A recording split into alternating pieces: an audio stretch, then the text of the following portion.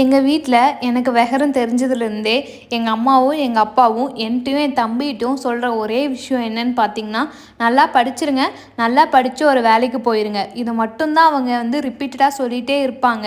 அது ஏன்னு பார்த்தீங்கன்னா, நம்ம நல்லா படித்து ரொம்ப சம்பாரித்து அவங்கள பார்த்துக்கணுன்னு கிடையாது. நம்ம சொந்த காலில் நம்ம நிற்கணும். அதுவும் இல்லாமல் கல்வி தர்ற மாதிரி ஒரு மதிப்பும் ஒரு மரியாதையும் பார்த்திங்கன்னா வேறு எதுவுமே தராது.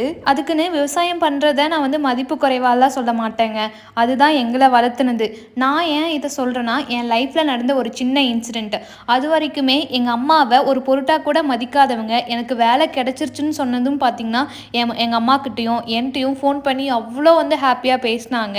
அப்போ தான் ஒரு பாயிண்ட் ரிலைஸ் ஆச்சு, இது வரைக்கும் இவங்க நம்ம மதித்ததே இல்லையே, இப்போ கூப்பிட்டு பேசுகிறாங்களேன்னு சொல்லிட்டு. என்னை பொறுத்தவரை பார்த்திங்கன்னா, கல்வி நம்ம வாழ்க்கை தரத்தை உயர்த்துற மாதிரி வேறு எந்த விஷயமே உயர்த்தாது. அதனால எல்லாருமே தயவு செஞ்சு நல்லா படிங்க.